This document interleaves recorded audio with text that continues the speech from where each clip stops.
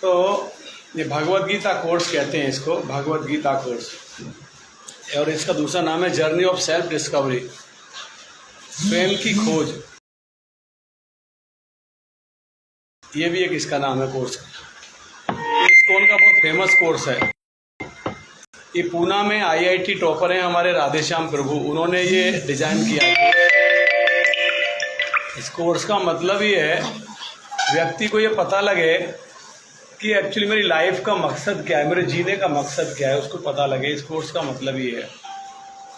तो इसको गीता कोर्स भी कहते हैं, जर्नी ऑफ सेल्फ डिस्कवरी भी कहते हैं। तो ये कोर्स जनरली हम जो नए लोग रहते हैं ना उनको कराते हैं, ताकि उनका भगवत गीता के प्रति उनका जो आकर्षण है वो बढ़े, गीता के बारे में जाने समझे, इसलिए हम उनको कराते हैं कोर्स। फिर उसके बाद जब उनको धीरे धीरे पता लगता है, फिर वो ये समझते हैं, फिर गीता पढ़ते हैं, फिर धीरे धीरे उनका लाइफ थोड़ा चेंज होता है स्पिरिचुअल। कल हमने 2 श्लोक चर्चा किए थे, मेरे ख्याल से आप लोगों को श्लोक बड़ा अच्छा लगा, क्योंकि वो जीवन से रिलेटेड थे, नहीं थे क्या? थे ना? एकदम एक साधारण व्यक्ति के जीवन में जो रोज डीलिंग करता है लाइफ में, वही था। एक्चुअली गीता हम लोग बोलते हैं ये धार्मिक पुस्तक है, ये हिंदुओं की है, ये हम तो नहीं जानते, ऐसा हम लोग ऐसा बोलते हैं, हमारे भारत में ऐसा बोलते हैं।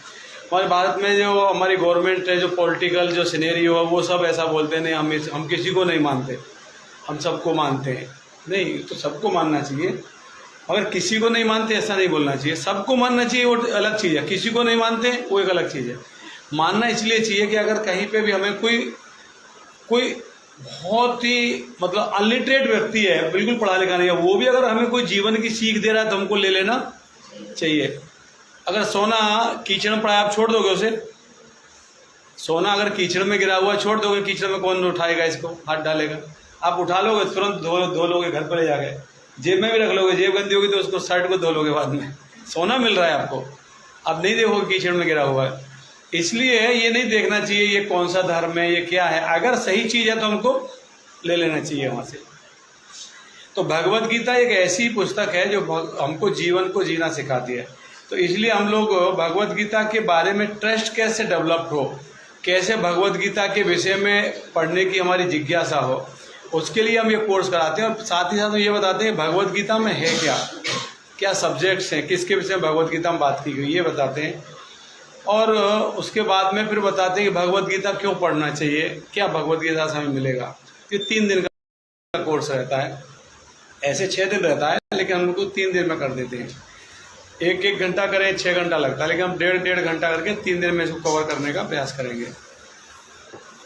फिर भी इसमें अगर किसी को ऐसा भी लगता है कि नहीं हमको नहीं ज़रूरत है, तो ये वॉलंटरीली आप बैठ सकते हो, ज्वाइन कर सकते हो। आपको इच्छा है नहीं तो ये भी कर सकते हो। किसी को कुछ ये नहीं है कि हमको नहीं करना ही है। ये अमित जी को मैं पहले ही बोला, कोई ऐसा नहीं बोला हमको फोर्सफुली बोला कि आपको करना है। No, there is no boundation, it is depend on you. अगर आपको लगता है ये हमारे लिए कुछ मिलेगा तो अटेंड कर सकते हैं, ऐसा। तो भगवत गीता का पहला दिन, फर्स्ट डे हम प्रारंभ करते हैं। अभी मैं आपसे पूछता हूँ, आप लोगों से, आप लोग यहाँ क्यों आए हैं आज? अभी इस क्लास को आने का आपका मकसद क्या है? हरी बोल, very good, good answer, very good answer. ये एक आंसर है, और आंसर हो सकते हैं आपके। आप बताइए, कोई बताइए कुछ भी जो आपको लग रहा है। आपके अंदर कुछ तो होगा ना। आज हम यहाँ बैठे हैं तो क्यों बैठे हैं? क्या कुछ जानने के लिए, कोई क्यूरियोसिटी होगी, नया ऐसा जिज्ञासा होगी, क्या आज क्या रहेगा इसमें, क्या जानेंगे, ये क्यों जानना चाहते हैं हम? सब कुछ तो ठीक चल रहा है। जीवन की सच्चाई, मतलब हमें अच्छा ज्ञान मिले, आज कुछ जानना चाहते हैं जीवन के बारे में, जीवन को अच्छा बनाए। और अभी हम तो सब कुछ अच्छा चल रहा है, सब बढ़िया से चल रहा है, कोई प्रॉब्लम नहीं है, तो क्यों जानना क्यों चाहते हैं? क्या कोई कमी लग रही है हमको हमारी लाइफ में? कुछ ऐसा लग रहा है कि कुछ कमी है? क्या लग रहा है किसी को? क्या लग रहा है बताइए। लग रहा है कुछ ऐसा कि कुछ कमी है? तो एक प्रश्न आया, बताया प्रभु जी, क्या नाम है आपका? मान ने बताया कि हम लोग गीता का ज्ञान सीखना चाहते हैं। मैम बता रहे हैं कि कुछ जानने के लिए जीवन में और अच्छे से कैसे जी सकते हैं, कुछ ज्ञान लेने के लिए, वही चीज़, या ज्ञान की खोज में, या कह सकते हैं सुख की खोज में। ज्ञान हम क्यों चाहते हैं? अगर हमको कहीं जाना है तो हम पहले उसका वर्कआउट करते हैं, कहाँ से ट्रेन मिलता है, कितने बजे की ट्रेन है। ऐसे ही घर से उठ के नहीं चलते सूटकेस लेके, पता चला 2 घंटा 3 घंटा बैठे रहे स्टेशन पे, तो फिर आप बोर हो जाओगे ना। तो आप प्लानिंग करते हो पहले। तो कोई भी चीज़ हम जानना क्यों चाहते हैं? ताकि हमारा जो आगे जो हम जा रहे हैं वो हमारा ईजी हो जाए। अगर हम ये जीवन में क्यों बहुत सारी चीज़ जानना चाहते हैं? जीवन जीना हमारा ईजी हो जाए, यही है ना मकसद हमारा। ज्ञान हम क्यों लेना चाहते हैं? ताकि हमारा जीने का जो आगे हमको जीना है ना, वो हमारा इजीली, हमारी लाइफ में सुख रहे, दुख नहीं रहे, कष्ट नहीं रहे, हमारी लाइफ में सुख आए हमको। एक्चुअली हम लोग जो भी प्रयास करते हैं ना, हमारा मकसद एक ही रहता है, सुखी जीवन जीने का। नहीं रहता किसी का नहीं है ऐसा। सुखी जीवन जीने का मकसद नहीं है किसी का, सबका वही है, मेरा तो वही है, सबको वही चाहिए, सुख चाहिए ना। कुछ कौन कहता है दुख चाहिए? वो कुंती महारानी थी द्वापर में जो कहती थी मुझे दुख चाहिए, दुख रहेगा तो कृष्ण रहेंगे, सुख आएगा तो कृष्ण चले जाएंगे, वो कहती थी। हम लोग नहीं बोलेंगे ऐसा, हम बोलेंगे सुख चाहिए, बाकी कोई आए जाए को क्या फर्क पड़ता है, सुख मिलेगा तो चलेगा। तो एक्चुअली हम लोग सुख की भी खोज करते हैं। तो हमने कई बार चर्चा किया आप लोगों के यहाँ स्कूल में।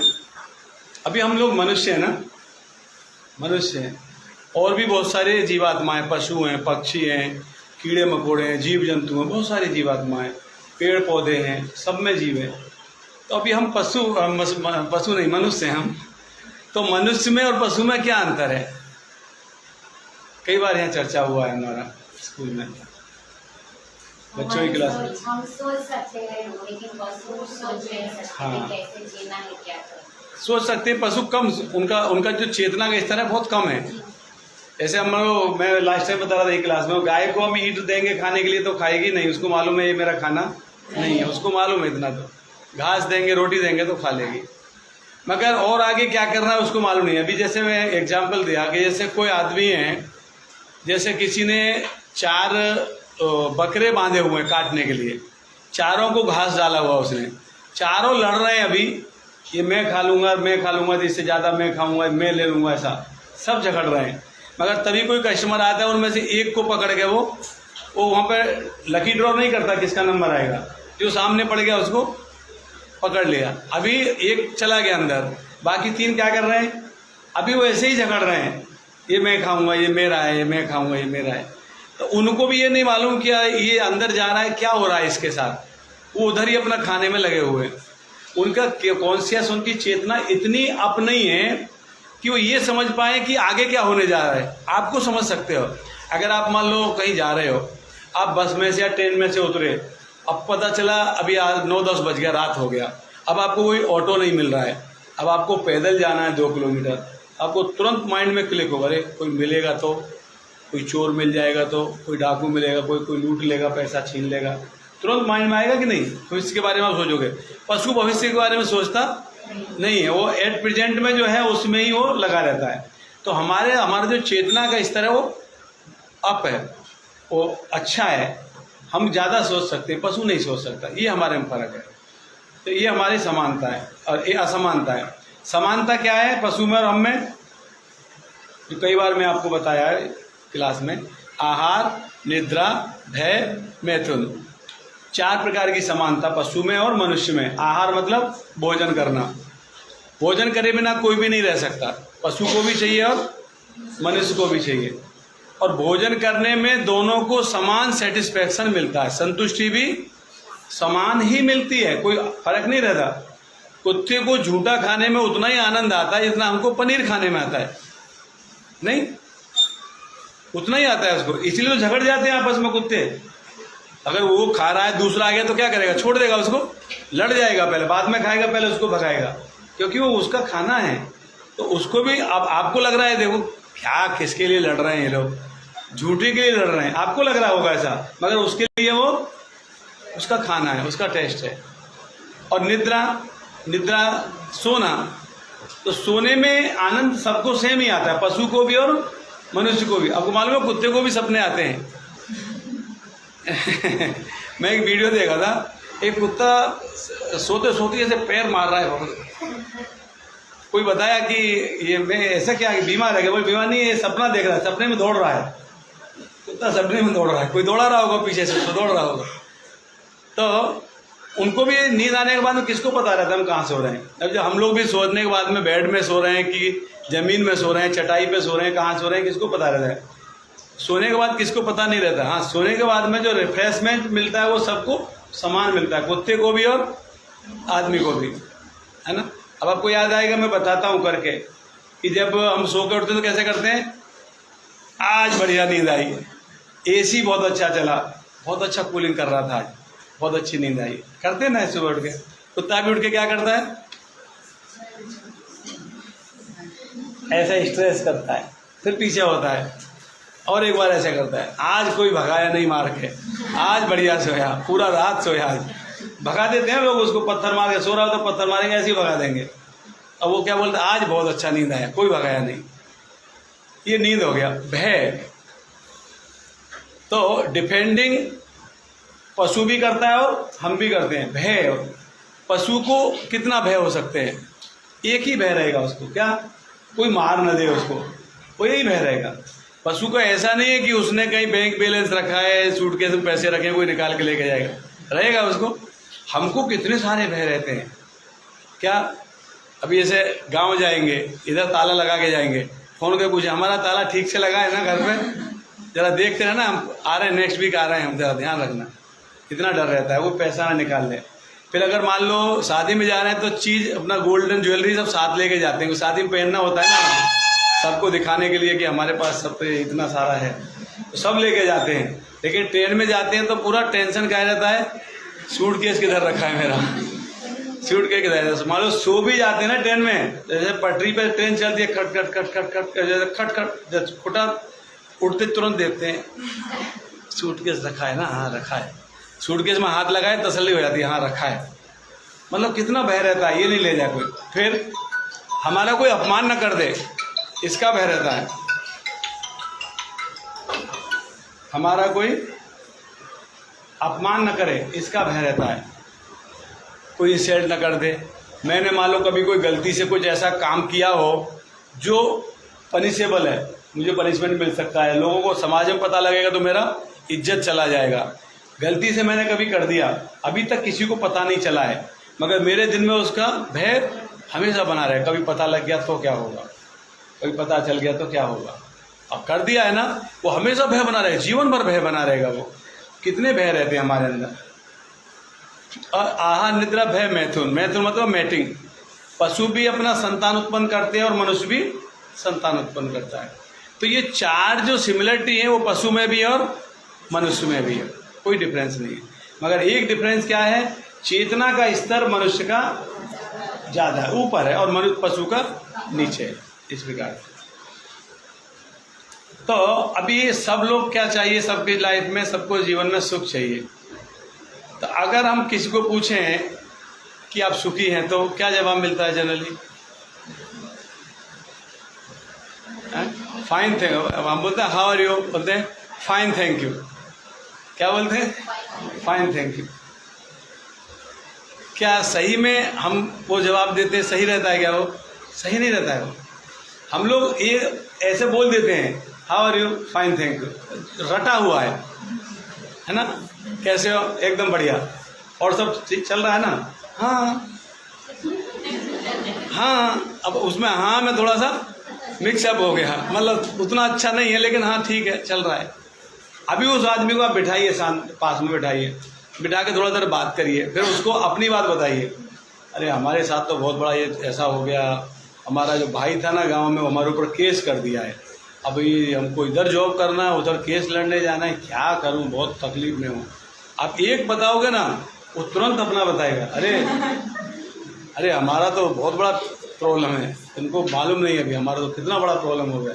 मालूम मैंने उससे पैसा लिया था और मैं भी दूसरे को दे दिया वो पैसा, बराबर। अब वो दे नहीं रहा है, अब बीच में मैं फंस गया, अब मैं कहाँ से पैसा दूँ? मेरे घर वालों को भी पता नहीं, पता रहेगा तो घर में बहुत झगड़ा हो जाएगा।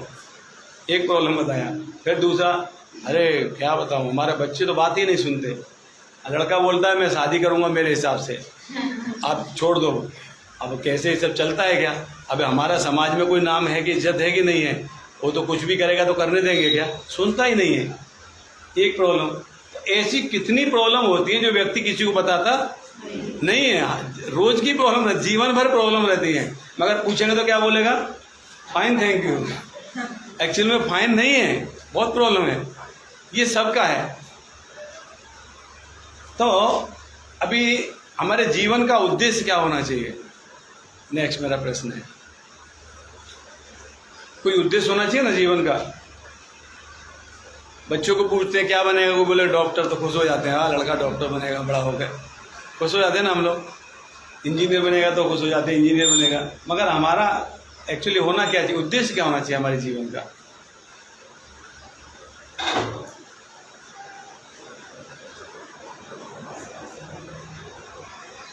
क्या होना चाहिए? सच्चा मनुष्य बनना। और सही है, और क्या उद्देश्य होना चाहिए बताइए। गलत बताओगे तो मार्क्स नहीं कटेंगे उसमें। अच्छा जीवन जीना चाहिए। अच्छा जीवन जीना चाहिए। और मोक्ष प्राप्ति करना। मोक्ष प्राप्ति करना। और ये चीज मनुष्य ये जीवन में कर सकते हैं। हाँ, और सही है। अथातो ब्रह्म जिज्ञासा, ग्रंथ में इसका कहते हैं, शास्त्रों में, अथातो ब्रह्म जिज्ञासा। ब्रह्म के बारे में हमें जिज्ञासा करना चाहिए। ब्रह्म के बारे में हमें जिज्ञासा। ब्रह्म दो है, ब्रह्म और परब्रह्म। ब्रह्म मतलब आत्मा और परब्रह्म मतलब परमात्मा। ये दोनों के बारे में हमें जिज्ञासा करनी चाहिए। What is the relation of both? इन दोनों का संबंध क्या है? जीवात्मा का और परमात्मा का संबंध क्या है? ये हमारे इसके बारे में हमको जिज्ञासा करना चाहिए, जानना चाहिए। जीवात्मा के बारे में हम हमारे बारे में नहीं जानते। हम शरीर के बारे में जान सकते हैं, मेरा वजन 65 किलो है, 50 किलो है, 40 किलो है। 65 मेरा बता रहा हूँ आपको नहीं, इस बारे में हम जान सकते हैं। ये जानना नहीं है, ये तो हम शरीर के बारे में जाने हैं। ये तो मटेरियल बॉडी है, भौतिक शरीर है। हम जो आत्मा है उसके बारे में हम कितना जानते हैं? कुछ जानते हैं क्या? कुछ भी नहीं जानते। आत्मा के बारे में कुछ भी नहीं जानते। हम अपने बारे में बहुत कुछ जानते हैं। उड़द की दाल खाता हूँ तो गैस बन जाती है, जानते हैं कि नहीं? मैं उड़द की दाल नहीं खाऊंगा, ऐसे बोलते ना। ये खाता हूँ तो मुझे नुकसान देता है, ये हमें मालूम है। मेरे पे ये अच्छा लगता है, ये पिंक कलर में अच्छा लगता है, ये येलो अच्छा लगता है, ब्लू अच्छा लगता है, ये हम जानते हैं अपने बारे में। मगर आत्मा के बारे में कुछ भी नहीं जानना, ही हम कभी जानने का प्रयास भी करते हैं। तो अथातो ब्रह्म जिज्ञासा हमारा उद्देश्य होना चाहिए। हमारे जीवन का उद्देश्य होना चाहिए, मैं कौन हूँ, मैं कौन हूँ। फिर कोई परम शक्ति है तो वो कौन है, क्या है, क्या सही में है तो किस रूप में, क्या है, कैसे कंट्रोलिंग कर रहा है। कोई है जो कंट्रोल कर रहा है तो कैसे कर रहा है। ये सब प्रश्न हमारे होने चाहिए। ये प्रश्न हम कभी करते नहीं, ना अपने से करते न दूसरों से पूछते। दूसरा प्रश्न यह है कि ये तो सब मानते हैं कि हम दुखी हैं। कोई नहीं मानता हो ऐसा, कोई बताइए कोई जो बोलते मैं दुखी नहीं हूँ। दुखी सब हैं, क्यों दुखी हैं ये अपन जानना नहीं चाहते। मैं दुखी क्यों हूँ ये कोई जानना नहीं चाहता। जो है उसमें एडजस्ट करना चाहता है आदमी, जो सिचुएशन है उसमें जीना चाहता है। देखिए, अगर आपको रिजर्वेशन हो गया है तो आप आराम से सीट पर लेट के जाएंगे, नहीं हुआ तो कहीं कोने में बैठ के चले जाएंगे। आपको जाना है, कैसे भी करके आप एडजस्ट करेंगे, जाएंगे, है कि नहीं? ऐसे ही हम हमारे जीवन में एडजस्ट करते रहते हैं पूरे जीवन, मगर जानना नहीं चाहते हैं कि हमें ये दुख या कष्ट आ रहे हैं तो इनका ओरिजिन कहाँ से उत्पन्न हो रहे हैं, ये कैसे आ रहे हैं। अभी जब हमें ये नहीं मालूम कि हमको बीमार हुए हैं तो किस चीज़ से हुए हैं, तो ट्रीटमेंट कैसे होगा हमारा। जब हमें यही नहीं मालूम कि हमको हुआ क्या है, डॉक्टर पहले क्या पूछता है, क्या हुआ है आपको, तो फिर हम बताते हैं ये हो, तब वो गैस करता है ये हो सकता है, ये हो सकता है, ये हो सकता है, फिर उसके हिसाब से ट्रीटमेंट देगा। जब हम उसको कुछ बताएंगे ही नहीं या उसको कुछ पता ही नहीं रहेगा तो ट्रीटमेंट कैसे होगा फिर। तो सबसे पहले हमको ये रियलाइज होना चाहिए, हमको महसूस होना चाहिए, जानना चाहिए कि रियली हम दुखी तो हैं, हम एडजस्ट कर रहे हैं अपने जीवन में, दुखी हम हैं। क्यों दुखी हैं? भगवत गीता में भगवान कहते हैं, कृष्ण, दुखालयम अशाश्वत है। इस मटेरियल वर्ल्ड के बारे में, भौतिक जगत के बारे में कहते हैं दुखालयम अशाश्वत। दो शब्द का, दुखालयम और अशाश्वत है। दुखालयम मतलब दुखों का घर है। ये भौतिक जगत क्या है? दुखों का घर है। दुखालयम दुखों का घर है। कैसे? जैसे दुखालय का मतलब होगा दुख, जहाँ दुख है। जैसे हम हिमालय बोलेंगे तो तुरंत आपके माइंड में क्या आएगा? जहाँ बहुत सारी बर्फ है वो हिमालय। पुस्तकालय बोलते हैं आपको ये लाइब्रेरी याद आएगी। पुस्तकालय में जाओ तो तुरंत, हाँ पुस्तकालय जहाँ बहुत सारी बुक है, पुस्तकालय है ना। औषधालय है, औषधि यहाँ मिलेगी। देवालय जहाँ देव मंदिर है। और दुखालय जहाँ दुखी दुख है। भगवान स्वयं कह रहे हैं इट इज दुखालय। और अशाश्वत है, इट इज नॉट परमानेंट, ये टेम्परेरी है। शाश्वत मतलब परमानेंट, अशाश्वत मतलब टेम्परेरी, ये टेम्परेरी है। तो हम बोले टेम्परेरी कैसे है प्रभु जी? हम तो पूरा सेटिंग करके रख दिए हैं अपना, इतना बैंक बैलेंस बना दिया, इतना मकान बना दिया, इतना प्रॉपर्टी, इतना जमीन है। तो हमसे पहले भी सब ऐसे ही कर रहे थे ना। हमारे पिताजी, उनके पिताजी सब क्या कर रहे थे? यही प्लानिंग में ही लगे हुए थे। प्लानिंग करते करते फोटो फ्रेम में आ गए, दीवार पे शिफ्ट हो गए। हो गए कि नहीं हो गए? और हार भी लग गया उनको, फूल हार चढ़ गया। प्लानिंग करते करते हमारा भी क्या होगा? यही प्लानिंग करते करते बाद में दीवार पे शिफ्ट हो जाएंगे और फूल हार चढ़ जाएंगे। तो दुखालय और अशाश्वत ये परमानेंट नहीं है, ये टेम्परेरी है ना। ये एक हो गया। तो अभी हमारे जीवन में प्रश्न क्या होने चाहिए? जैसे बताया था, पहला प्रश्न होना चाहिए कि जीवन क्या है। ये जो जीवन है ये एक्चुअली है क्या? हम तो जीते जा रहे हैं, सांस ले रहे हैं हम, एक एक दिन करके हमारा निकल रहा है, मगर ये जीवन है क्या एक्चुअली? ये कभी हम सोचते नहीं इसके बारे में। जीवन है क्या है? मृत्यु क्या है? कोई बता सकता है मृत्यु क्या है? बताइए, कुछ भी बताइए जो आपके माइंड में आ रहा है, बताइए मृत्यु क्या है? हाँ, आत्मा अपना लिबास बदल देता है। आत्मा में लिबास बदल देता है। परफेक्ट। और बताइए। हमारा कर्म फिनिश हो जाता है तो हम इस शरीर को छोड़ के दूसरे शरीर में जाते हैं, जैसा कर्म होता है। नेक्स्ट बॉडी मिलेगी। ठीक है, सही आंसर है। और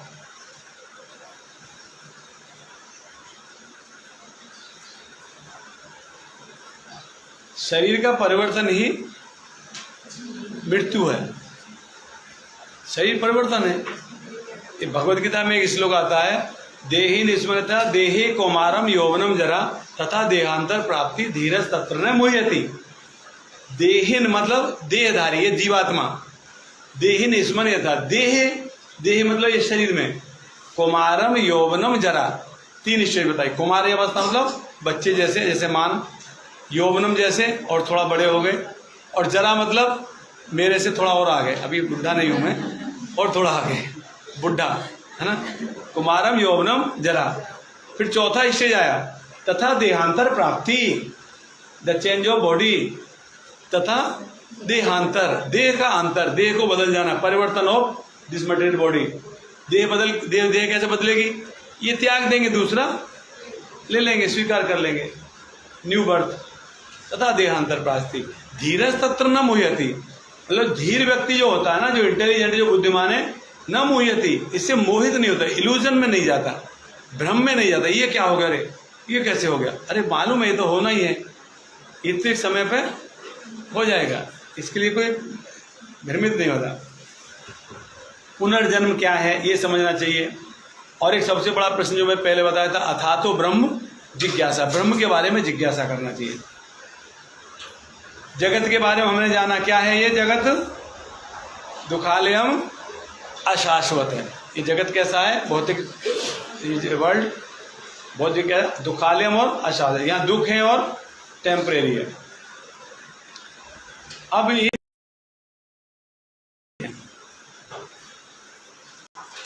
कोई दुख नहीं है। एक दुख बताइए कोई। शरीर का भी तो दुख रहता है, शरीर का दुख रहता मानसिक दुख रहता है, है। मानसिक दुख रहता है, सही। और कोई दुख नहीं है, बहुत सारे दुख हैं। और जो ग्रंथ इनको कैटेगराइज किया है ग्रंथों के हिसाब से, शास्त्रों के हिसाब से, ये 7 प्रकार के दुख हैं, 7 काइंड, 7 प्रकार के ग्रंथों के हिसाब से। पहला 4 क्या है? जन्म, मृत्यु, जरा, व्याधि। जन्म, मृत्यु, जरा, व्याधि। तो एक कष्ट है, दुख है जन्म। जन्म लेना दुख है क्या?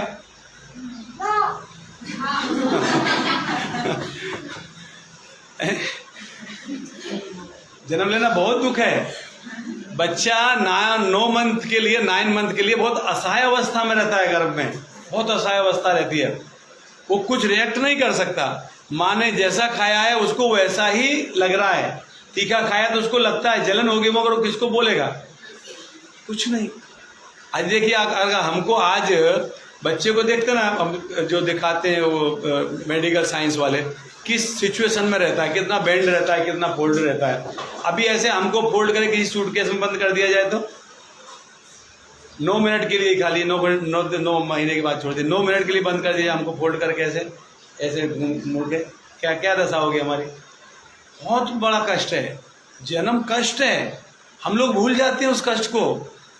मैं आपको एक वीडियो शेयर करूंगा, आप ग्रुप में डालना। उस वीडियो में जो गर्भ में शिशु है ना, वो भगवान से प्रार्थना कर रहा है, हाथ जोड़ के प्रार्थना कर रहा है, उसके होठ चल रहे हैं। वो समय पे जब लास्ट स्टेज होती है ना, बर्थ के पहले, तब उसका माइंड भी काम करने लगता है, दिमाग भी काम करता है, वो सोच भी सकता है। वो समय पर उसको सब याद भी रहता है पहले का, और आगे क्या करना है वो भी सोचता है, वो प्रार्थना भी करता है। वो मैं आपको दिखाऊंगा, वीडियो शेयर करूंगा। हाथ ऐसे करके वो बोलता है, क्या बोलता है? वो कहता है मुझे इस बार मेरा क्षमा करो, अगली बार मैं ऐसी नौबती नहीं आने दूंगा, मुझे वापस जन्म लेना पड़े, वापस गर्भ में जाना पड़े। मैं भी दोबारा गर्भ में जाने को नहीं चाहूँगा, क्योंकि बहुत कष्ट है वहाँ। मगर जब हम बाहर आ जाते हैं, इस मटेरियल वर्ल्ड में आ जाते हैं, भौतिक जगत में आ जाते हैं, तो हम सब भूल जाते हैं। बहुत कष्ट है, जन्म में बहुत कष्ट है। मृत्यु में बहुत कष्ट होता है। मृत्यु में ऐसा बताते हैं, ग्रंथों में लिखा है कि 42,000 बिच्छू एक साथ काट रहे हैं आपको, जो कष्ट होगा। एक बिच्छू काटा है किसी को? यहाँ किसी को नहीं काटा बिच्छू ने? अच्छा, आप लकी हो। बिच्छू काटने बहुत पेन होता है। एक बिच्छू से आपको ऐसा लगेगा कि प्राण निकल जाएंगे, और 42,000 बिच्छू एक साथ काट लें आपको, तो क्या दशा होगी आपकी? इतना कष्ट होता है जब प्राण निकलते हैं, जब व्यक्ति की डेथ होती है, मृत्यु होती है, इतना कष्ट होता है। मृत्यु बहुत बड़ा कष्ट है। जन्म, मृत्यु, जरा मतलब बुढ़ापा। बुढ़ापा तो बहुत बड़ा कष्ट है।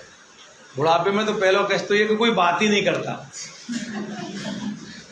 बच्चे बात करते, सब अपने में लगे रहते हैं, वो बेचारे ऐसे ही बैठे रहेंगे। अगर बुढ़िया बुढ़ी दोनों रहे तो ठीक है, आपस में बात कर लेंगे। अगर एक चला गया, एक बच गया, तो उसका तो और कठिन हो जाता है, कोई बात ही नहीं करता। आपको एक एग्जाम्पल बताता हूँ छोटा सा। एक बच्चा खेल रहा था ऐसे घर में, उसके दादाजी बैठे हुए थे, दादाजी को दिखता नहीं था, तो दादाजी ने कप प्लेट वहाँ चाय, चारपाई बैठ के चाय पिया, उधर ही रख दिया। तो बैठे थे, उनको कुछ नहीं दिखता था। कौआ आया, उसने गिलास में ऐसे किया, गिलास नीचे गिरा, तो खन खन खन खन खन खन ऐसे आवाज़। तो उन्होंने सुना, बोले क्या है, कौन है? दिखता नहीं है, मतलब आवाज़ आई, तो पूछा कौन है? तो बच्चा वहाँ खेल रहा था, बोला कौआ है। क्या बोला? कौआ है। वो फिर भी सुने नहीं, कम सुनते थे ना। बोले कौन है? तो उसने फिर खेलते खेलते ही बोल दिया, कंचे खेलते खेलते, कौआ है। वो तो अपने खेल में लगा हुआ है, वो फिर भी नहीं सुने। अरे कौन है वहाँ? लड़का मानो क्या होता है, अरे कान फूट गए क्या आपके? दिखता तो नहीं है, कान भी फूट गए। कितनी बार बताऊं, कौआ है? 3 बार बता दिया आपको। तब वो सुन लिया। तो मालूम वो दादा क्या बोला? बोले यही कौआ मैंने तुझको 20 बार बताया था। कितनी बार बताया था? जब मुझे दिखता था, तू छोटा था, गोद में था, तो तू बार बार कहता बाबा ए, तो मैं क्या बोलता था? कौआ। वापस भी बोल बाबा ए, मैं बोलता था कौआ। ऐसे करके 20 बार बताया। मैं 20 बार बता दिया, तू 3 बार में बोल दिया, कान फूट गए। ये बुढ़ापा है, बहुत कष्ट है बुढ़ापे में। बुढ़ापे में कोई साथ देता नहीं है, अपना शरीर अपना साथ नहीं देता है। हम चाहते हैं हम खुद से उठ के जाएं, नहाएं, कपड़े बदलें, अपने कपड़े धोएं। हम किसी पर डिपेंड नहीं होना चाहता कोई आदमी। मगर फिर शरीर साथ देता नहीं है तो दूसरे पर डिपेंड हो जाते हैं। कभी कभी बुढ़ापे में हमारे कपड़े भी दूसरे लोग बदलते हैं, अंडरगारमेंट भी दूसरे लोग चेंज करते हैं, तो अच्छा लगता है। किसको अच्छा लगेगा? किसको अच्छा नहीं लगता। मगर क्या करेगा, कोई क्या करेगा, कोई चारा नहीं है उसके पास में। तो बुढ़ापा बहुत कष्ट है, जन्म मृत्यु जरा और व्याधि। व्याधि मतलब बीमारी। बीमारी का आपको पता होगा, बीमारी अभी कोरोना आया था, बीमारी में कितना कष्ट है। अपने घर में कोई छींक देता है तो कमरे में बंद कर देते हैं उसको, ये छींक रहा है इसको कमरे में बंद करो। वो बोलता है नहीं जुकाम हुआ है, भाई नहीं बंद करो पहले। क्यों? वो तो अपना ही आदमी है। अरे वो ठीक है अपना आदमी है, लेकिन कोरोना हो गया ना, बंद कर दो उसको भी। मतलब हमको इतना डर लग रहा है, इसको हो गया है हमको नहीं हो जाए, पहले इसको बंद कर दो पहले। बीमारी तो जन्म मृत्यु जरा व्याधि, ये 4 कष्ट नहीं है क्या? नहीं है, बहुत बड़े कष्ट हैं ये 4 कष्ट बताते हैं ग्रंथ। फिर और एक 3 कष्ट बताते हैं, 3 दुख और हैं। आदि दैविक, आदि भौतिक, आदि आध्यात्मिक, ये और 3 कष्ट हैं। आदि दैविक कौन से कष्ट हैं? जो देवताओं के द्वारा हमको दिए जाते हैं, बाय नेचर जो हमको मिलते हैं, नेचर प्रकृति के द्वारा, देवताओं के द्वारा। जैसे भूकंप आया, हम रोक सकते हैं क्या उसको? मान लो सब लोग छत में हाथ लगाएंगे, रोक पाएंगे क्या? नहीं रोक पाएंगे, हम दब जाएंगे इसी में। बाढ़ आएगी तो, भूकंप आ गया, बाढ़ आ गया, सुनामी आ गया, है ना। जो देवी प्रकोप है वो किसी से कंट्रोल के, जो हमारे कंट्रोल के बाहर है, लिमिट, हम जिनको नियंत्रित नहीं कर सकते, ऐसे कष्टों क्या बोलते हैं? आदि दैविक, आदि दैविक कष्ट। आदि भौतिक, आदि भौतिक वो कष्ट हैं जो दूसरे जीवात्मा हमें देते हैं। जैसे हम जा रहे हैं, पीछे से कुत्ते ने आके काट लिया, बेमतलब का आ गया कष्ट। जैसे हमारे पड़ोस में कोई ऐसा व्यक्ति आ गया जो रोज शाम को पी के आता है और झगड़ा करता है अपने घर में, और हमारे घर में आवाज आती है। अब उसको हम भगा देंगे क्या उसके घर से? उसने तो घर खरीदा है ना, अब हमारा पड़ोसी हो गया, वो हमेशा ये करता रहेगा, हम हमेशा उसको झेलते रहेंगे, कोई चारा नहीं हमारे पास। जो दूसरे जीवात्मा हमें कष्ट देते हैं उनको कहते हैं आदि भौतिक, आदि दैविक, आदि भौतिक। और आदि आध्यात्मिक, आदि आध्यात्मिक वे कष्ट हैं जो हमारा मन और हमारा शरीर ही हमको देता है। तो कहेगा मन कैसे कष्ट? हमारा मन हमको क्यों कष्ट देगा? होता है कि नहीं? देता है कि नहीं देता? मन बहुत कष्ट देता है। मन को जो हमारे पास नहीं है वही चाहिए। अगर हमारे पास में वो बनारसी साड़ी नहीं है तो बनारसी चाहिए, बाकी सब हैं वो नहीं चाहिए, वो सब सूटकेस भरा है, हाथ नहीं लगाया 1 साल से, जो नहीं है वही चाहिए, है कि नहीं? मन को वही चाहिए। अभी मेरे पास में एम्बेसडर है मान लो, तो मुझे कौन सी चाहिए? स्विफ्ट चाहिए। स्विफ्ट है तो वो 4 बगड़ी वाली कौन सी है? वो ऑडी चाहिए। ऑडी है तो मर्सिडीज चाहिए। जो है वो नहीं चाहिए, जो नहीं है वही चाहिए। ये कष्ट ही है ना। फिर हमको क्या लगता है? दूसरे सामने उसके पास में ऑडी है, मेरे पास में स्विफ्ट है, हमको बड़ा इंप्योरिटी कॉम्प्लेक्स आता है। अरे यार मेरे पास कुछ भी करके अगले साल तक मुझे ऐसी गाड़ी लेना ही है, और उसके लिए कसरत करेगा, दिन रात एक कर देगा। कोई ऐसा मतलब स्कूल में यहाँ पढ़ा रहा है, बाद में ट्यूशन मिलेगा तो वो भी करेगा। क्या करना है? ऑडी लेना है ना। अभी 8 घंटे यहाँ पढ़ाने के बाद में और 4 घंटे का ही ट्यूशन करेगा, मेरे को कुछ भी करके ऑडी लेना है। क्या है? कष्ट ही है नहीं है? तक कौन दिया है? वो हमारा मन दिया। मन ने बोला ये करना है, मतलब ये करना ही है मुझे। तो ये आदि दैविक, आदि भौतिक, आदि आध्यात्मिक 3 कष्ट ये हैं। तो 4 और 3 7 प्रकार के कष्ट है। अब कोई व्यक्ति ऐसा बोल सकता है कि हमको ये कष्ट नहीं होंगे। अब जैसे ये भगवत गीता बताती है, अब कोई कहता हम तो भगवत गीता को नहीं मानते, हमारा रिलीजन ये नहीं के, तो वहाँ भी यही लिखा होगा। वो दूसरी लैंग्वेज में हो सकता है, दूसरी भाषा में हो सकता है, इंग्लिश में हो सकता है, उर्दू में हो सकता है, फारसी में हो सकता है, मगर चीज़ें यही होंगी, चीज़ यही रहती है। ये तो हमने बदल दिया है, हमने चेंज कर दिया, हम लोगों ने अपना कैटेगराइजेशन किया है, भगवान ने नहीं किया है। वो तो कहते हैं महामानसो जीव लोके जीव भूते सनातन है। जो भी एक शक्ति है, हम आप ये नाम से बोलते हो, मैं ये नाम से बोलता हूँ, आप ये नाम से बोलते हो, मगर है वो चीज़ वही है, वो बदलेगी नहीं। अब हो सकता है कोई पानी बोलता है, कोई संस्कृत में उसका दूसरा कोई नीर बोलता, कुछ और बोलेगा, कोई जल बोलेगा, मगर है उसका काम भी एक ही है और चीज़ भी एक ही है। आप आपके हिसाब से बोल रहे हो, मैं मेरे हिसाब से बोल रहा हूँ। इसलिए जो 7 कष्ट हैं कोई नहीं बोल सकता कि हमको नहीं होंगे। कोई ऐसा बोल सकता है क्या?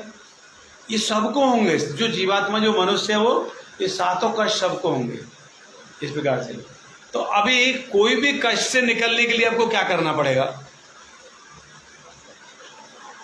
जो कष्ट का रूट है, जो जड़ है, उसको आपको ढूंढना पड़ेगा। ये आ कहाँ से रहा है, मुझको हो कैसे रहा है। जैसे मैं बताया ना, जब आपको कुछ खा के जुकाम होता है ना, तो आपको सोचना पड़ेगा कल क्या खाया था मैं, है ना। कल में क्या है, जैसे बाहर से आया तुरंत आके ठंडा पानी पिया फ्रिज का, इसलिए मुझे आज छींक आ रही है, जुकाम हो गया। अब जानना चाहोगे ना पहले, तो यानी आपने ज्ञान अर्जित किया ना, ये मुझे क्यों हो रहा है। कोई चीज़ का आप ज्ञान अर्जित करो तभी तो उसके बाहर निकल के आओगे ना। तो सबसे पहले हमको ज्ञान अर्जित करना चाहिए। तो ये इन कष्टों से निकलने के लिए भी हमको अपने अंदर ज्ञान अर्जित, नॉलेज हमारे पास होना चाहिए, ज्ञान हमारे पास होना चाहिए। ज्ञान रहेगा तभी हम उन कष्टों से बाहर निकल सकते हैं। तो ज्ञान के सोर्स क्या है, ज्ञान हमको कहाँ से प्राप्त करना रहेगा। पहला हमने चर्चा किया कि क्या हमारा जीवन का उद्देश्य क्या है, पहला हमने चर्चा ये किया। दूसरा हमने चर्चा ये किया कि आज जो हम जीवन जी रहे हैं क्या ये कंप्लीट है, क्या ये कंप्लीट नहीं है, ये दुख है, बहुत सारे दुख हैं। तो दुख से निकलने के लिए हमें क्या चाहिए, नॉलेज चाहिए, ज्ञान चाहिए। तो ज्ञान के बिना हम अपने कष्टों से बाहर नहीं आ सकते, चाहे भौतिक हो चाहे आध्यात्मिक हो, कोई भी हो। अभी जैसे मान लो आपके ऊपर किसी व्यक्ति ने कोर्ट केस कर दिया, जब तक आपको यही नहीं नॉलेज है कि मेरे को कौन सा वकील करना है, कहाँ जाना है, कोर्ट कहाँ है, तो आप उससे फाइट कैसे करोगे। उससे निकलने के लिए आपको जानना पड़ेगा ना पहले, कहाँ वकील मिलेगा, कोर्ट किधर है, ये फौजदारी का हुआ है कि क्रिमिनल हुआ है, कौन सा केस हुआ है, किसको दूँ तो अच्छे से लड़ेगा, सब नॉलेज लेनी पड़ेगी, तभी तो आप आगे कर पाओगे ना। ऐसे मान लो आपको कुछ घर ही बनाना है, घर बनाना है तो अब उसके लिए भी क्या करना पड़ेगा, आपको पता करना पड़ेगा ईंट कहाँ मिलेगा, सीमेंट कहाँ है दुकान। अब जिसने कभी एक बार भी नहीं गया सीमेंट दुकान पे, उसको आधे लोगों को आप में से पता नहीं होगा सीमेंट की दुकान कहाँ मिलती है। सीमेंट की दुकान हर जगह तो होती नहीं, शहर में 2-4 जगह, तो आप पूछना कहाँ मिलेगा सीमेंट, तो जानकारी लोगे तभी तो लाओगे ना उसको। तो अभी आपको इन कष्टों से बाहर निकलने के क्या चाहिए, पहले नॉलेज चाहिए, जानकारी चाहिए। तो जानकारी के सोर्स क्या होते हैं, तो इनको 3 प्रकार के बताया गया है शास्त्रों में। 3 सोर्स होते हैं नॉलेज के, सोर्स 3 होते हैं, प्रत्यक्ष प्रमाण, अनुमान प्रमाण, शब्द प्रमाण। हिंदी में प्रत्यक्ष प्रमाण, अनुमान प्रमाण, शब्द प्रमाण, ये 3 प्रमाण है, 3 सोर्सेज हैं। प्रत्यक्ष प्रमाण से नॉलेज मिल सकती है, अनुमान से नॉलेज मिल सकती है, और शब्द प्रमाण से नॉलेज मिल सकती है। ये तीनों प्रमाणों के बारे में अभी हम चर्चा करेंगे। प्रत्यक्ष प्रमाण क्या है, जैसा प्रत्यक्ष नाम से ही पता लग रहा है, जो देख रहे हैं, जो हम देख रहे हैं वो हम मानेंगे, जो देख रहे हैं हम वही मानेंगे, जो दूसरा बोल रहा है हम उसको मानेंगे। हम देख लेंगे, आँख से देख लेंगे तो मान लेंगे, किसी का मानेंगे नहीं। ये एक प्रमाण है। क्या ये सही है? बोलिए, बोलिए, सही है गलत है?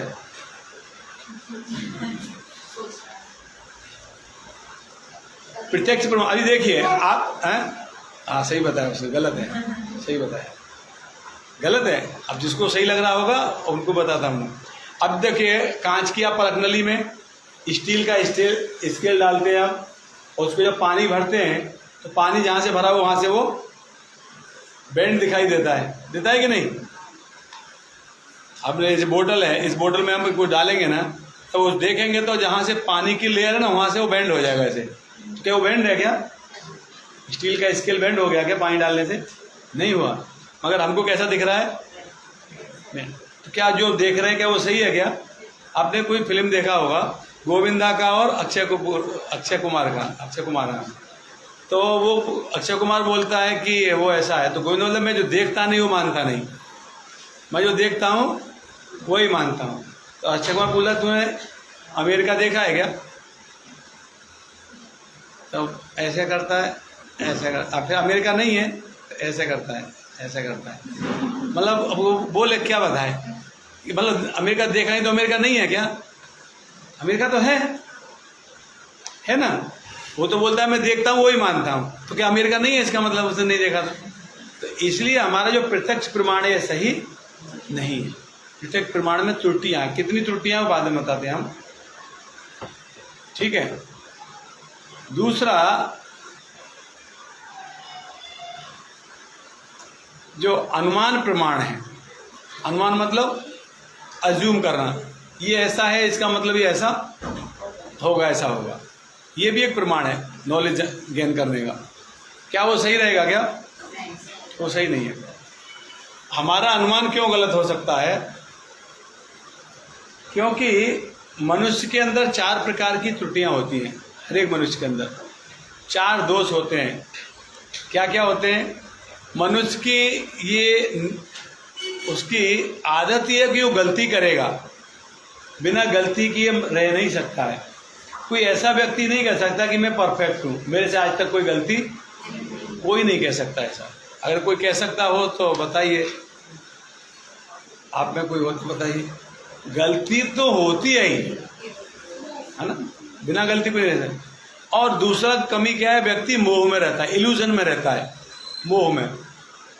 ऐसा कोई व्यक्ति नहीं जो मोहित नहीं होता, मोह में नहीं रहता, भ्रम में नहीं रहता हो, भ्रम रहता है हम लोगों को। और तीसरा व्यक्ति की आदत होती है धोखा देने की। धोखा देने की आदत होती है, इनबिल्ड है ये। जैसे मौका मिलेगा वैसे धोखा देगा। घर में भी अगर जैसे हमने आइसक्रीम लाए ना, वो जो बड़ा रहता है आइसक्रीम का, जो फैमिली पैक लाए हैं, है ना, उसके पीस करेंगे ना, कोई ध्यान नहीं दे रहा तो अपना वाला बड़ा रख देंगे। अगर कोई ध्यान नहीं दे रहा है तो अपना वाला भले ही थोड़ा ही बड़ा रखेंगे, लेकिन अपना वाला थोड़ा सा दिया धोखा कि नहीं दिया। बाकी मतलब 4 पीस किए उसके, तो अपना बड़ा रख के 3 को धोखा दिया कि नहीं दिया। ये एक एग्जाम्पल बता रहा हूँ मैं।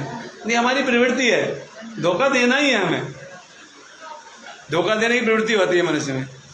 और चौथा है कमी, इंद्रियों का अपूर्ण होना। हमारी जो इंद्रियां हैं, हमारे सेंसेस हैं, दे आर नॉट कंप्लीट, अपूर्ण है, कंप्लीट नहीं है, पूर्ण नहीं है ये। जैसे मैं बताया कि हम लोग कभी कभी देखते हैं जब बादल होते हैं तो सूरज ढक जाता है, हम क्या बोलते हैं? बादल से सूरज ढक गया। क्या बादल से सूरज ढका है? क्या सूरज नहीं ढका है बादल से। सूरज तो इतना बड़ा है कि हमारे जैसी पृथ्वी की 16 लाख पृथ्वी सूरज में समा जाएंगी। सूरज कैसे ढक जाएगा बादल से? बादल तो एक थोड़े से पोर्शन पे है। अब वो देखते हो यहाँ छाया हो रही है, वहाँ धूप हो रही है, तो बादल का कितना है? इतना ही है। सूरज क्या ढक जाएगा? वो बादल ने हमारी आंखों को ढका है अभी, इसलिए हमको सूरज नहीं दिख रहा है। सूरज नहीं ढका है, आंख ढकी है। सूरज ढका है कि आंख ढकी है? आंख ढकी है, सूरज नहीं ढका है। इसलिए हमारी जो इंद्रियां ये अपूर्ण है, हमारी आंख भी कंप्लीट नहीं है। अंधेरा हो जाएगा तो हमको हमारे हाथ नहीं दिखेंगे। अगर आंख से ही हमें दिखता है तो हमको कभी भी दिखना चाहिए ना, लाइट में ही क्यों दिखता है? इसका मतलब कंप्लीट नहीं है। देखने का कार्य खाली इन पर ही डिपेंड नहीं है, देयर मस्ट बी लाइट, वो लाइट भी होनी चाहिए। अगर ये कंप्लीट होती तो इनको दूसरे की सहायता की जरूरत ही नहीं थी, आंखों को अंधेरे में भी देखती। सही है कि नहीं है? इसलिए कंप्लीट नहीं है, हमारी इंद्रियां कंप्लीट नहीं है, अपूर्ण है, ये पूर्ण नहीं है। कोई कह सकता है कि पूर्ण है, नहीं, अपूर्ण है। हमारे कान, हम जितना सुनते हैं हमसे कई गुना ज्यादा कुत्ता सुनता है। वो थोड़ी सी भी आहट होगी ना तुरंत उठ जाएगा, हमको पता नहीं चलेगा, है कि नहीं? तो हमारी जो इंद्रियां हैं, एक मैं कुछ एग्जाम्पल दिया, ये अपूर्ण है। और जो अनुमान प्रमाण में बता रहा था, अनुमान प्रमाण, अनुमान मतलब अज्यूम करना, उसका एक एग्जाम्पल आपको हो जाता है। एक व्यक्ति चल के जा रहा था, ऐसे हम लोग जैसे ऊपर बैठे ना, फर्स्ट फ्लोर पर अगर हम होते तो हमको रोड दिखाई देता। ऐसे चेम्बर में कुछ लोग बैठे होते, डॉक्टर्स थे सब, हॉस्पिटल के रेसेस आवर्स में बैठे हुए थे। एक व्यक्ति जा रहा था लंगड़ा के, पैर से ऐसे लंगड़ा चल रहा था, ऐसे पैर को ऐसे खींचता था, ऐसे ऐसे खींच के चल रहा था। एक डॉक्टर, सब ऑर्थोपेडिक डॉक्टर थे, एक ने बोला इसका घुटना है ना, नी, इसके घुटने में प्रॉब्लम है। वो क्या बता रहा था कि मैंने देख के बता दिया उसके चलने से ही कि उसके घुटने में प्रॉब्लम है, इतना होशियार हूँ मेरे सब्जेक्ट में। वो भी दूसरा भी ऑर्थोपेडिक डॉक्टर थे, बोले no no no no no, इसके इधर कूल्हा होता ना, यहाँ कूल्हे में प्रॉब्लम है इसके। और तीसरा बोला मैं ही क्यों चुप बैठा रहा हूँ, मैं भी बता देता हूँ। वो नो नो नो, इसके पंजे में नीचे ये ना पंजे में प्रॉब्लम है इसको, इसका पैर फोल्ड नहीं हो रहा है इजीली, इसलिए इसको ऐसा चल रहा है। तो एक बोला अरे छोड़ो अभी, वो इधर ही है ना, बुला लेते हैं उसको। पियोन को बोले, पियोन आया अंदर, हाँ वो आदमी को बुलाओ जरा। वो आदमी को बुला के लेके आए, वो आदमी अंदर आया। वो पहले वाला तुम्हारे घुटने में प्रॉब्लम है ना? बोला हाँ आपको पता। बोले नहीं तो, बोले वो दूसरा वो कूल्हे में प्रॉब्लम है ना? वो बोला है कहाँ से कूल्हे में? अरे मेरे कोई कूल्हे में प्रॉब्लम नहीं है। दूसरा पंजे में प्रॉब्लम है ना? अरे कौन से पंजे में प्रॉब्लम है? मेरा कोई प्रॉब्लम। कुछ बोले लंगड़ा क्यों चल रहे हो? मैंने मेरा चप्पल टूट गया है, पैर उठाऊंगा तो उधर ही छूट जाएगा, इसलिए उसको खींच के लेता हूँ नीचे से ऐसे। तो अनुमान कैसा रहा? गलत निकल गया, तीनों अनुमान गलत निकल गए। ये अनुमान प्रमाण है। तो 3 सोर्सेज हैं, या तो हम अनुमान लगाएं किसी जानकारी के लिए, या तो हम देखने से पता करें, और तीसरा है शब्द प्रमाण। शब्द प्रमाण मतलब ऑथराइज व्यक्ति के द्वारा जानना। जैसे हम अब बच्चों को सिखाते हैं 2 + 2 = 4। क्यों वो मान लिया उसने 2 + 2 = 4 ही रहेगा? क्योंकि टीचर बता रही है, टीचर बता रही है ना, वो गलत नहीं बोलेगी, इसलिए तो माना ना उसने। तो जो शब्द प्रमाण का मतलब क्या है? जो ऑथराइज व्यक्ति से, अभी देखिए रेडियो में आता है कि 7:15 पर समाचार प्रसारित किए जाएंगे, तो हम उसको मान लेते हैं कि नहीं? क्यों मान लेते हैं? क्योंकि ऑथराइज व्यक्ति है जो बता रहा है ना, हम देख भी नहीं रहे कौन बोल रहा है, किसने बोला ये भी नहीं देख रहे हैं, सुन लिया हमने और मान लिया, क्योंकि ऑथराइज व्यक्ति है। 7:15 पे समाचार आएंगे मतलब 7:15 पे ही समाचार आएंगे। पहले देते आकाशवाणी का दिल्ली केंद्र है, अब आप इससे समाचार सुनिए। रेडियो सुना आप लोगों ने? पहले रेडियो था, तो हम तुरंत मान लेते हैं इतने बजे से ये आएगा, हम मान लेते हैं क्योंकि उसने बताया है। ये इसको कहते हैं शब्द प्रमाण, यानी सुन के जान लेना। अभी जैसे कोई कहे कि मेरे पिताजी कौन है, तो कौन देगा सही आंसर? कैसे पता करेगा? नाम से। हाँ? नाम से नाम से तो मालूम है, कौन बताएगा? माँ बता सकती है कौन आपके पिताजी हैं। कौन बताएगा? माँ बता सकती है ना आपके पिताजी हैं। तो कहने का मतलब ये है कि किस व्यक्ति से पूछना है, किस व्यक्ति से जानना है, ये होना चाहिए। तो हमारा नॉलेज का सोर्स क्या होना चाहिए? सही व्यक्ति से जानना। अब हम लोग एक्सपेरिमेंट नहीं करेंगे किसी चीज़ के लिए। अगर कोई बोले मेरे पिताजी कौन है, सबका डीएनए टेस्ट नहीं कराएंगे 2000 लोगों का, कराएंगे क्या? माँ ने बोल दिया परफेक्ट है, ऑथराइज पर्सन है। तो ग्रंथ हमारे शास्त्र ऑथराइज हैं। वेद जो है ना, वेद 4 जो वेद हैं उनमें सब कुछ आ गया है, उसके बाहर कुछ भी नहीं है, सब आ गया है उसके अंदर। मगर वेद इतने बड़े बड़े हैं कि हमको एक वेद पढ़ने में हमको 2 जन्म लेने पड़ेंगे। अभी देखा वेद इतना बड़े बड़े वेद हैं। हम तो थोड़ी सी किताब याद करते तो वो याद नहीं होती है, सब्जेक्ट अपने याद नहीं होते, इतना कौन पढ़ने जाएगा? तो जो 4 वेद है ना, अगर कोई इन वेदों को पढ़ लिया है तो उसको फिर दूसरा कुछ पढ़ने की आवश्यकता नहीं, उसमें सब आ जाएगा। वेद में सब कुछ है। देखिए वेद पहले एक ही था, उसको डिवाइड करके 4 कर दिया। कौन कौन सा?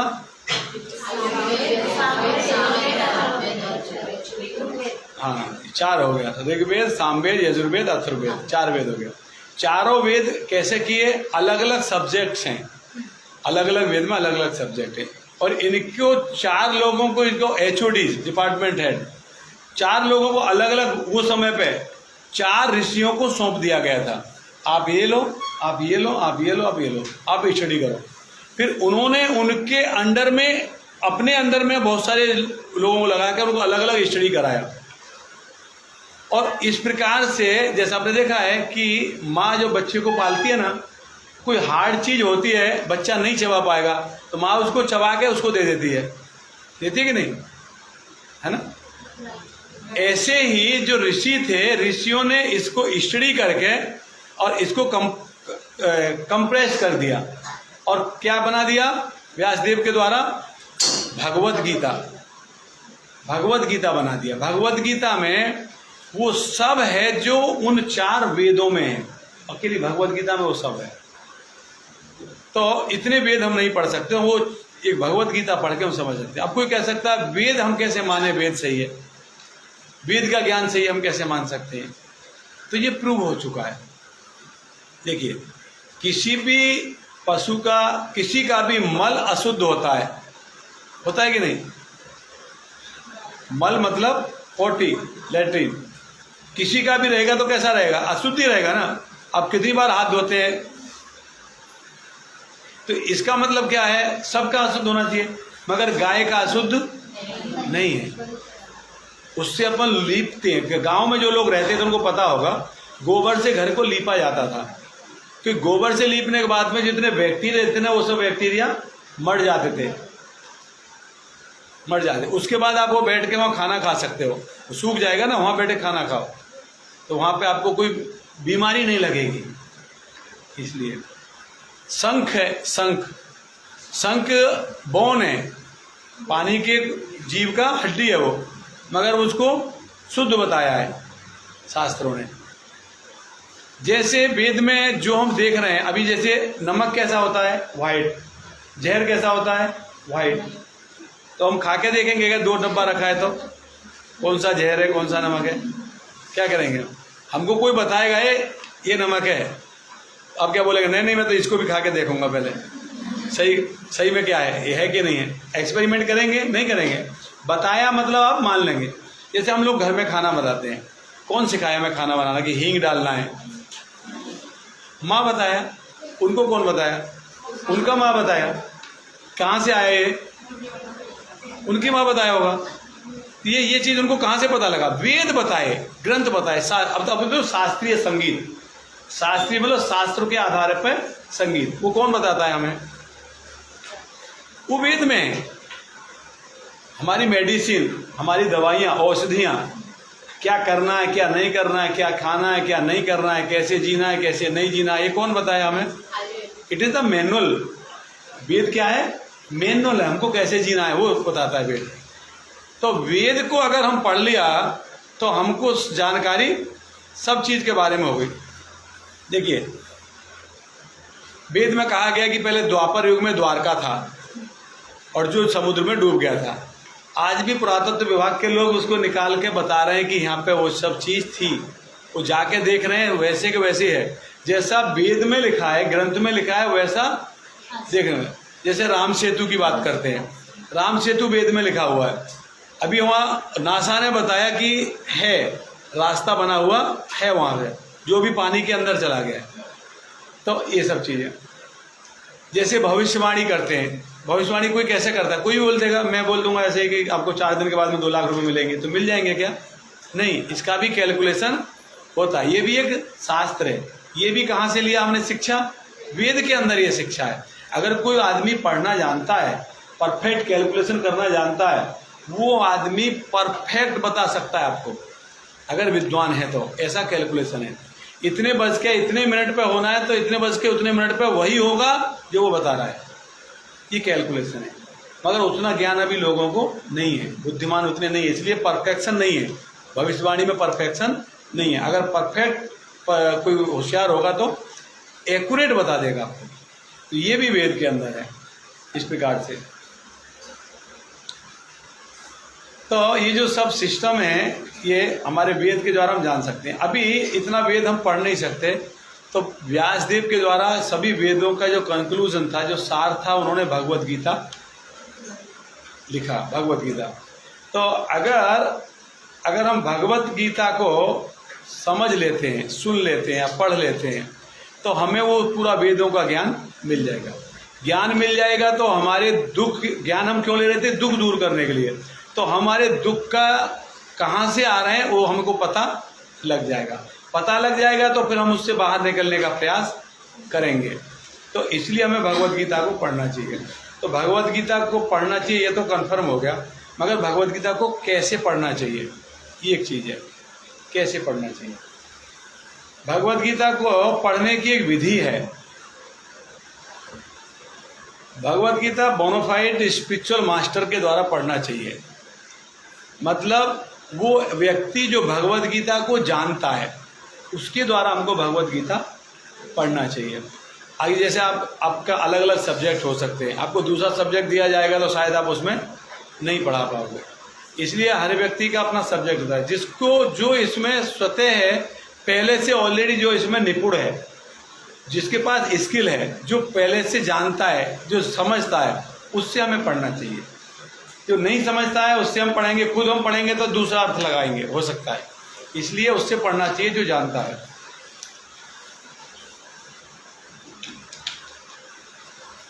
भगवत गीता में 4 नंबर अध्याय में 34 नंबर श्लोक है।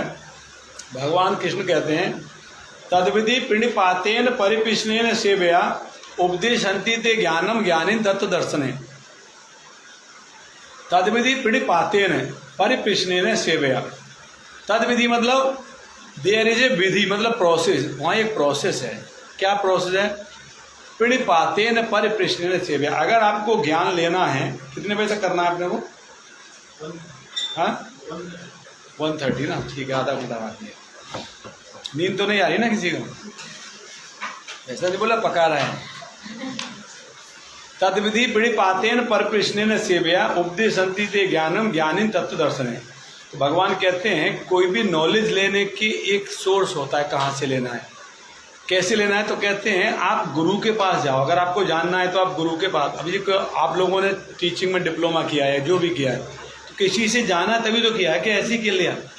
अगर कोई व्यक्ति बहुत होशियार है, आपको मालूम है गांव में जो लोग काम करते हैं, जिनके घर में इंजन है, डीजल इंजन, वो बहुत होशियार होते हैं लोग। डीजल इंजन खराब हो जाएगा, उसको खुद सही कर सकते हैं। वही काम करने के लिए एक व्यक्ति को मैकेनिकल इंजीनियरिंग करनी पड़ती है, तब उसको बनाना आता है। मगर वो गांव में काम करने वाला उसको बनाना सीख गया है। अब वो सीखने वाला व्यक्ति फैक्ट्री के सेठ को जाके बोलेगा कि आप मुझे इंजीनियर में रख लो, क्योंकि मैं वो इंजन को बनाना जानता हूँ। तो क्या उसको रखेगा? वो पूछेगा कि आपने कहाँ से पढ़े हो, कौन सा बैच है, कौन से बैच से पास आउट हुआ है, कौन सी यूनिवर्सिटी से हो? बोले यूनिवर्सिटी का, मैं तो गांव में खेत में काम करता था। बोले कौन सा बैच है? बोले ये क्या होता है? तो जब तक उसके पास सर्टिफिकेट नहीं रहेगा उसको काम पे रखेगा, जॉब नहीं दे सकता उसको कोई, कितना भी होशियार क्यों ना हो। तो ऐसे ही हमको उसी से पढ़ सकते हैं जो व्यक्ति इस चीज़ को जानता है, जिसके पास नॉलेज है, जिसके पास जो अप्रूव्ड है ना, उससे पढ़ सकते हैं। तो एक ऐसे व्यक्ति से हमें सीखना चाहिए कि जो व्यक्ति ये जानता है कि भगवत गीता क्या है। अगर वो स्वयं भगवत गीता को नहीं जानता है और अब अगर हम उससे भगवत गीता के बारे में जानेंगे तो अर्थ का अनर्थ करेगा, वो दूसरा कुछ बताएगा। इसलिए एक ग्रंथ में एक श्लोक आता है कि गुरु कौन बन सकता है। गीता पढ़ाना मतलब किसी गुरु रूप में स्वीकार करना। गुरु सबने स्वीकार किए, कोई ये नहीं कह सकता कि कोई बिना गुरु के किसी को ज्ञान मिला है। तो एक श्लोक आता है, वाचो वेगम मनसा वेगम क्रोध वेगम जिव्या वेगम उदरोपस्थ वेगम एतान वेगान यो विषेद धीर सर्वापिमाम पृथ्वी से शिष्यात्। इस श्लोक का मतलब यह है कि व्यक्ति को 6 प्रकार के वेग, 6 प्रकार के वेगों को जो नियंत्रित कर सकता है वही व्यक्ति गुरु बन सकता है। गुरु बनने की योग्यता 6 प्रकार के वेग क्या है? वाचो वेगम, वाचो मतलब वाणी का वेग। अपनी वाणी पर नियंत्रण जो नहीं रख सकता वो गुरु बनने के योग्य नहीं है। जैसे कई बार आपने देखा हो, कुछ लोग बोलते हैं मेरे जो जुबान पे आता है बोल देता हूँ, किसी को बुरा लगे चाहे भला लगे, मैं मन में कुछ नहीं रखता या मन में कुछ नहीं रखती, बोलते कि नहीं ऐसे? क्यों भाई? जब आपको मालूम है बुरा भी लग सकता है भला भी लग सकता है तो बोल क्यों देते हो? बुरा लग सकता है तो मत बोलो, बोलते कि नहीं? मेरे मन में कुछ नहीं है। अभी देखो ऊपर से ये भी कह रही कि मैं सही हूँ, मेरा मन बहुत साफ है? बोलते कि नहीं? मेरे मन में कुछ नहीं है। अरे मन में कुछ नहीं है इतना तो है, और क्या चाहिए मन में? ये कम है क्या? दूसरे आदमी को अपसेट कर दिया तुमने कुछ ही बोल के, ये कम है क्या?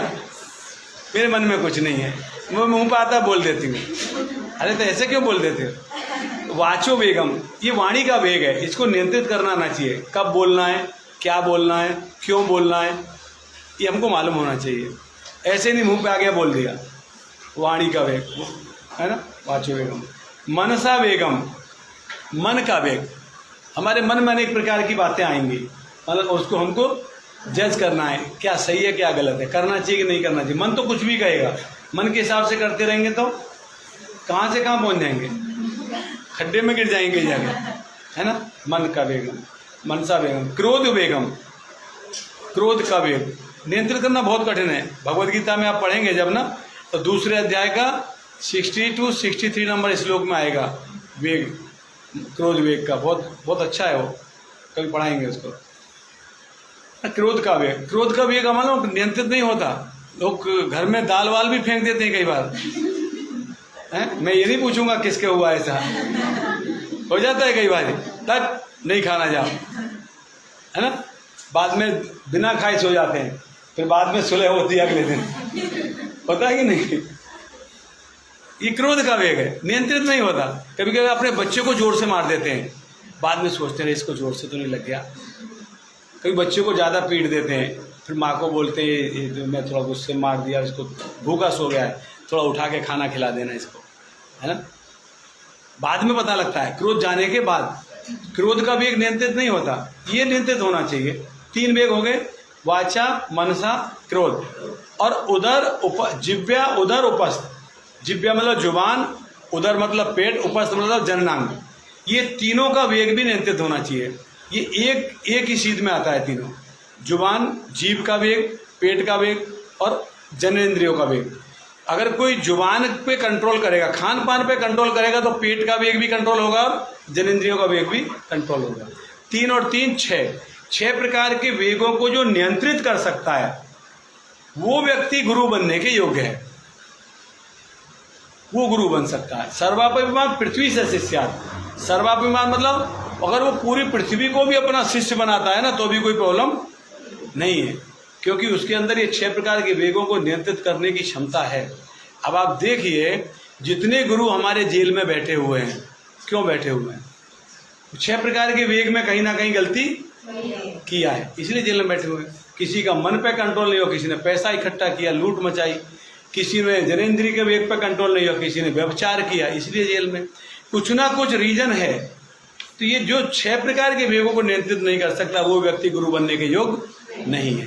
तो एक ये हमको पता होना चाहिए, अगर हम किसी गुरु बना रहे हैं तो उस व्यक्ति के बारे में हमको जानना चाहिए, उससे भगवद गीता पढ़ना चाहिए।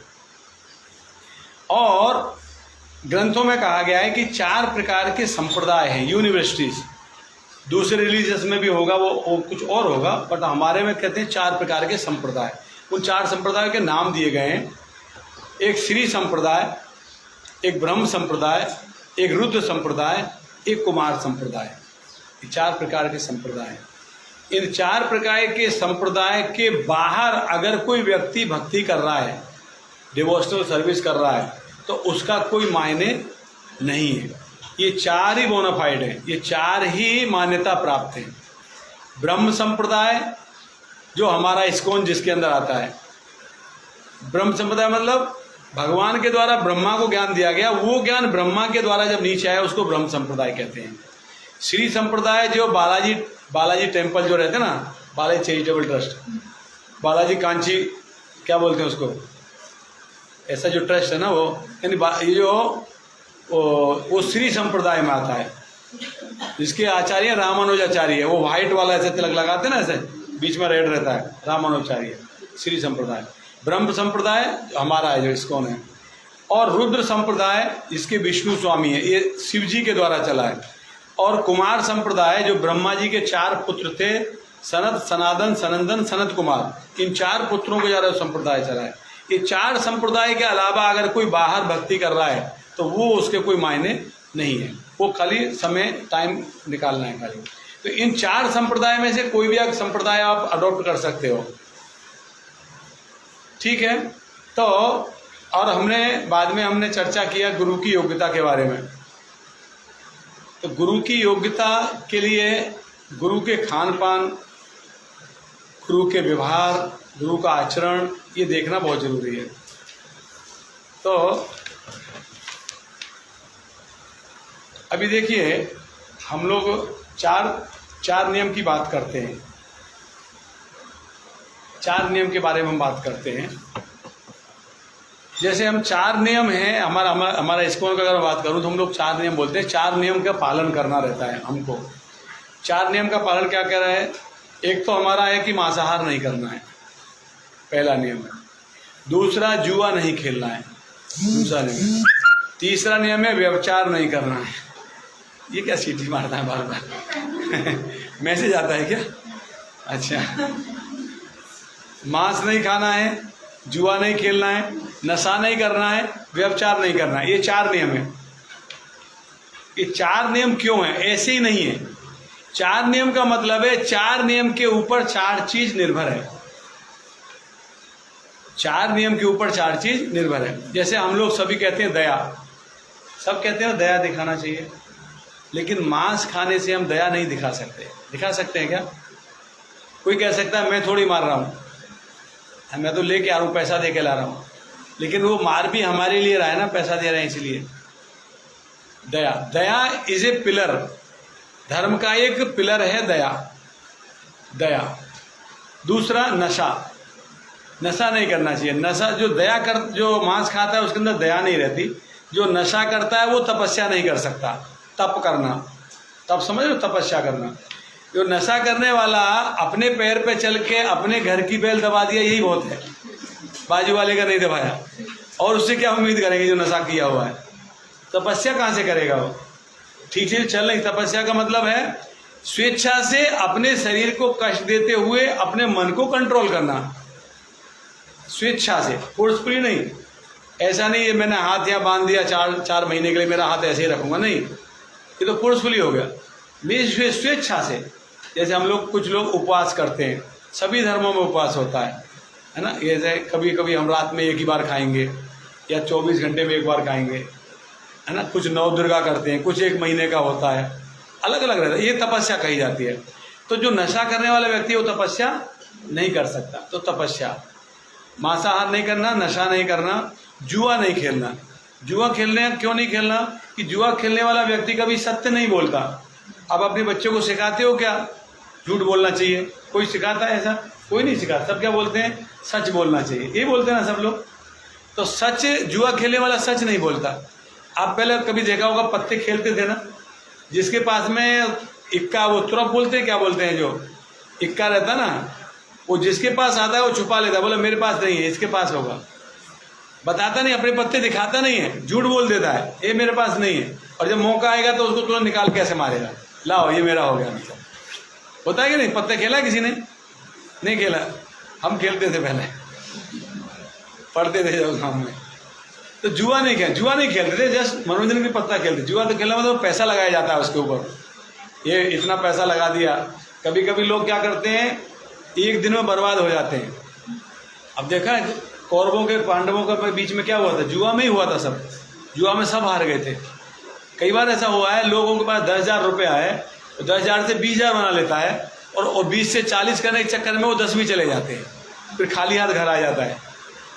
फैक्ट्री से आया, पगार उठाई, 10,000 मिले, जुआ खेलने चला गया, 20 हो गए, बड़ा खुश था, घर पे 20 लेके जाऊंगा, कंपनी से 10 ही मिले थे, मैं 20 लेके जाऊंगा। 40 का दाव लगा, बोले मेरे 20 लगे, पता लगा वो चले गए, खाली हाथ घर गया। जुआ नहीं खेलना चाहिए, है ना। 3 हो गया। चौथा, व्यभिचार। व्यभिचार मतलब अपने पति या अपने पत्नी के अलावा दूसरा संबंध स्थापित नहीं करना चाहिए, ये व्यभिचार है। तो ये 4 प्रकार के जो नियम हैं, कोई गलत है क्या इसमें? कोई कहता है कि नहीं तो ये तो करना चाहिए, ये पहला करना चाहिए, दूसरा करना चाहिए, तीसरा करना चाहिए, चौथा करना चाहिए, वो कोई बोलेगा क्या ऐसा? कोई नहीं बोलेगा। कोई बोलेगा क्या ऐसा? नहीं ये तो करना चाहिए, कोई नहीं बोलेगा। कौन बोलेगा जुआ खेलना चाहिए? कौन बोलेगा नशा करना चाहिए? कौन बोलेगा व्यभिचार करना चाहिए? कौन बोलेगा मांस खाना चाहिए? नहीं बोलेगा। तो ये 4 प्रकार के नियम का पालन क्यों करना चाहिए? कि इससे हमारी चेतना सत्वगुण में रहती है। वो प्रकृति के 3 गुण आगे आएंगे भगवत गीता में, इसलिए। तो इस प्रकार से हमारा गुरु ऐसा होना चाहिए जिसका आचरण सही हो। गुरु ऐसा नहीं होना चाहिए कि गुटखा खा रखा है, दूसरों को बोल रहा है गुटखा नहीं खाना चाहिए। अब मानो गांधी जी के पास एक बार क्या हुआ, एक माँ अपने बच्चे को लेके गई, बोले डॉक्टर इसको बोलता है नमक मत खाओ, ये मानता नहीं है, आप बोलोगे तो शायद मान जाएगा। तो डॉक्टर ने, गांधी जी ने बोला ठीक है 1 हफ्ते बाद आओ। तो 1 हफ्ते बाद वापस आए वो। तो गांधी जी ने फिर कहा कि उस लड़के को कि तुम कल से नमक मत खाओ। तो उसकी माँ बोली पहले ही बोल देते 1 हफ्ते तक क्यों इंतजार किया। बोले नहीं 1 हफ्ते मैंने नहीं खाया, 1 हफ्ते में नमक, तो मैं जानना चाह रहा था कि बिना नमक के रह पाएगा कि नहीं रह पाएगा। 1 हफ्ते मैंने नहीं खाया, तब मैं इसको बोला कि मत खाओ, क्योंकि रह सकते हैं बिना नमक के भी। तो इसलिए गुरु ऐसा होना चाहिए जो स्वयं पहले आचरण करे, दूसरों को बोले और खुद ना करे, वैसा गुरु नहीं होना चाहिए। मतलब खुद तम्बाकू खा रहा है, दूसरों को बोलो तम्बाकू खाना, उससे बीमार हो जाओगे, नशा नहीं करना चाहिए। तो गुरु ऐसा होना चाहिए। तो भगवत गीता एक जिम्मेदार व्यक्ति के लिए है। कैसे व्यक्ति के लिए भगवत गीता? जिम्मेदार व्यक्ति, रेस्पॉन्सिबल व्यक्ति के लिए है। ऐसे नहीं है कि कोई, इससे कोई मनोरंजन नहीं होने वाला। इससे कोई मनोरंजन हो रहा है क्या? अभी आपको मनोरंजन हो रहा है क्या? नहीं मनोरंजन हो रहा है। आपको होगा कि 1.5 घंटा कब पूरा होगा। ये गंभीर व्यक्ति के लिए ज्ञान सीखना है ना, हमको मनोरंजन नहीं करना है। वो तो उपन्यास पढ़ते थे, उपन्यास इतना बड़ा होता था, पढ़ते रहते थे, कभी कभी तो पूरा सुबह से शाम तक पढ़ते जाते थे, उसको पूरा खत्म करके देखते थे, हैं? वो मनोरंजन था। ये मनोरंजन नहीं है, ये गंभीर व्यक्ति के लिए। भगवान ने, कृष्ण ने अर्जुन को गीता बताई, कैसे समय बताई थी? बड़ा कठिन समय था, जीवन का सबसे कठिन समय था, या अपने ही घर के लोगों को मारना था। इससे कठिन समय क्या आएगा? कोई अपने पिताजी को मारेगा क्या? नहीं मारेगा ना।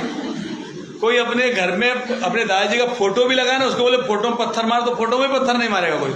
आदमी की तो बात छोड़ो, अर्जुन को तो अपने दादाजी को मारना था, लिटरली तीर से मार देना था।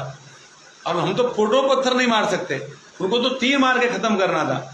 कितना कठिन समय था अर्जुन के लिए। तब ऐसे समय पे, ऐसे जब व्यक्ति को कुछ रास्ता नहीं दिख रहा था, तब भगवान ने क्या बताया उसको? भगवत गीता बताया, तब उसको रास्ता देखा। भगवान ने ये नहीं बोला कि तू अभी जा सब कुछ घर बार छोड़ के अपना कहीं जाके जंगल में जाके रहे। अर्जुन तो खुद कह रहा था मैं भीख मांग के खाऊंगा, मगर अपने लोगों को मारूंगा नहीं। इनको मार के राज्य प्राप्त करूं, मैं पूरी पृथ्वी का निष्कंटक राजा भी बन जाऊं, तो भी मुझे ऐसा राज्य नहीं चाहिए। क्योंकि मेरे गुरु द्रोणाचार्य, जिन्होंने मुझे धनुष पकड़ना सिखाया कि कैसे पकड़ने हैं, उसको मार दूं, कैसे मार सकता हूं? तो ये भगवत गीता उनके लिए है जो जीवन में संघर्ष कर रहे हैं, जो जीवन को देखना जानना चाहते हैं, उनके लिए भगवत गीता है। तो ये गुरु की योग्यता है। अभी शिष्य की, जो डिसेपल है, जो शिष्य है, जो सीखना चाहता है, उसकी भी कुछ योग्यता होनी चाहिए ना। जिसको गीता जानना है उसकी भी योग्यता होनी चाहिए। तो उसमें क्या योग्यता होनी चाहिए?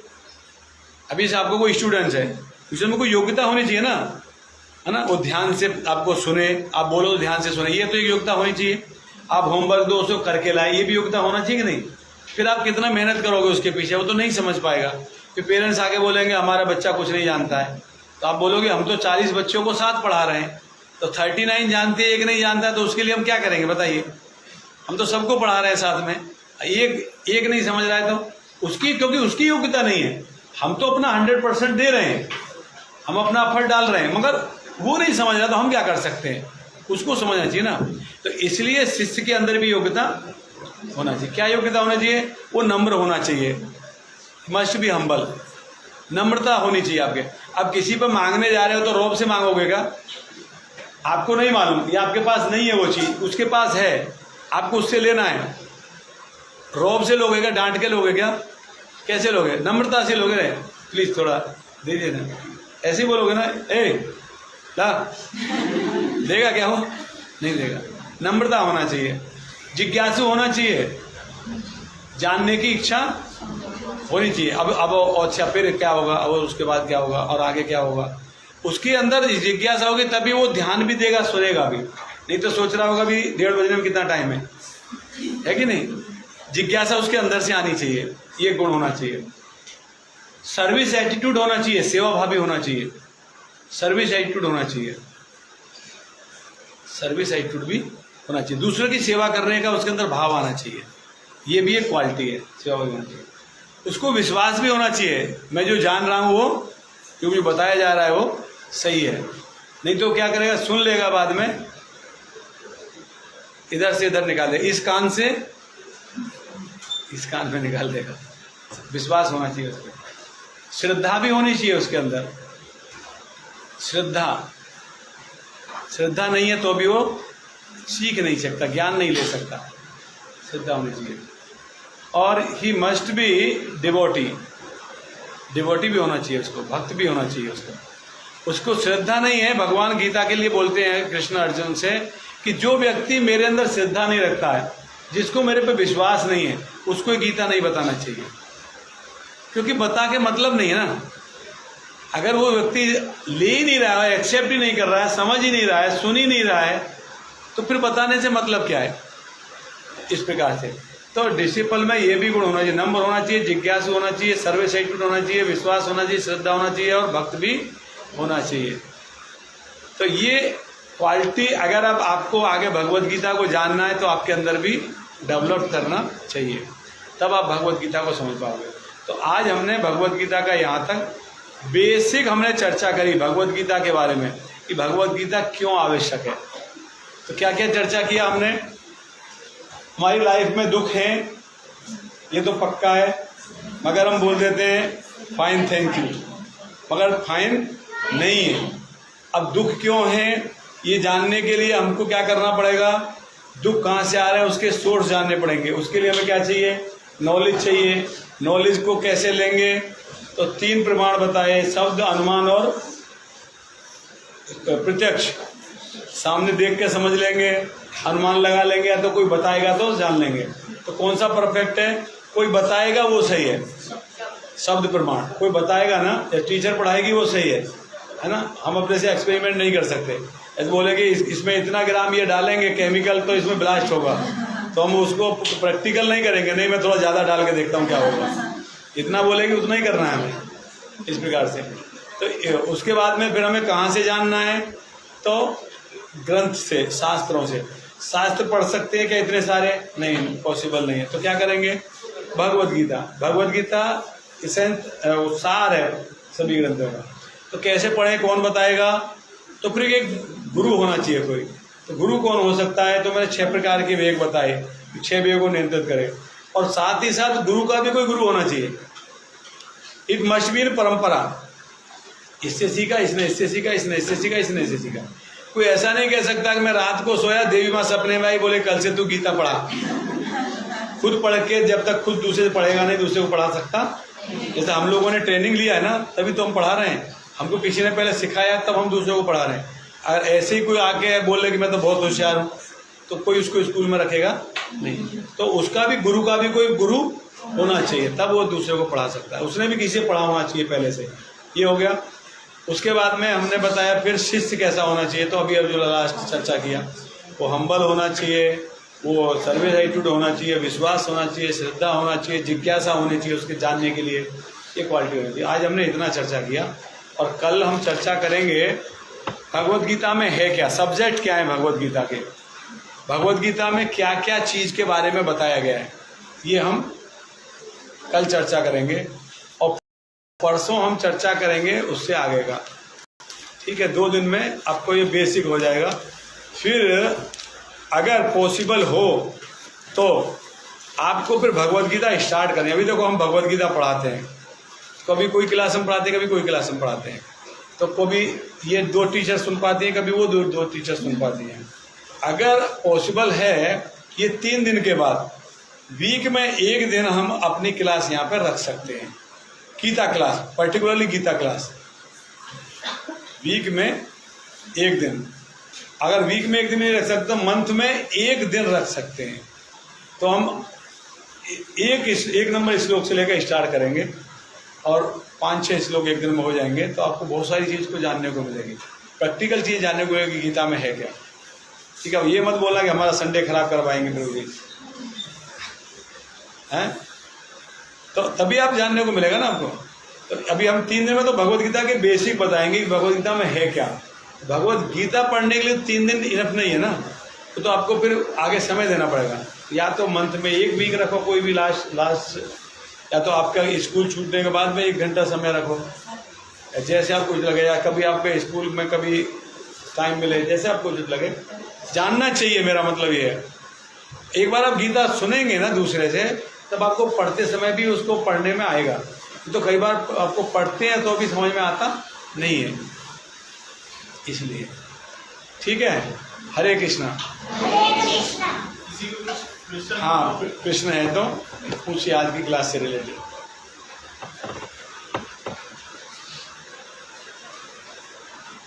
कोई प्रश्न है किसी का?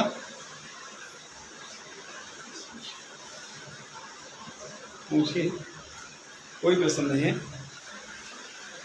एक दो चार चीज़ें आपको जैसे जो नोट करने, जैसे ना नोट कर लेना चाहिए, जैसे प्रमाण है, कितने प्रमाण है, गुरु की योग्यता क्या है, ऐसे थोड़ा थोड़ा नोट कर लेते ना, तो आपको फिर बाद में अच्छा रहता। कभी रिवाइज कर सकते थे आप, उसको नोटबुक देखकर रिवाइज कर सकते थे। तो नेक्स्ट क्लास से थोड़ा ज़रूरत रहेगा तो फिर नोट कर लीजिएगा, उसको रिवाइज कर।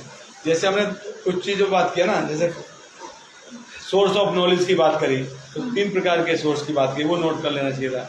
प्रत्यक्ष, अनुमान और शब्द, जिसमें शब्द इज परफेक्ट। और हमने बात किया कि कितने प्रकार के दुख है, मर्जी 7 काइंड ऑफ दुख है, 7 प्रकार के दुख हैं, वो नोट कर लेने चाहिए थे, है ना। ऐसी जो चीज़ें, जन्म मृत्यु जरा व्याधि, आदि दैविक, आदि भौतिक, आदि आध्यात्मिक। और गुरु की क्या योग्यताएं, तो 6 प्रकार के वेग बताए हमें, है ना। वाणी का वेग, मन का वेग, क्रोध का वेग, और जिव्या का वेग, उदर का वेग, उपस्थ का वेग, 6 प्रकार के वेग बताए, वो होने चाहिए। फिर शिष्य की योग्यता बताई, क्या योग्यता, वैसे 5 चीज़ें नोट कर लेंगे ना, तो आपको पूरी क्लास का जो सार मिल जाएगा। जब आपको उसके पढ़ेंगे ना, तो पूरी क्लास की आपको समझ में आ जाएगी कैसे कैसे क्या क्या हुआ था। ठीक है, कोई प्रश्न नहीं ना? ठीक है, फिर कल वापस करते हैं। कल मॉर्निंग में रहेगा क्या? अच्छा, वो स्कूल टाइम पे? ठीक है, ठीक है, ठीक है, बंद कर दीजिए, फिनिश कर दूँ, फिनिश।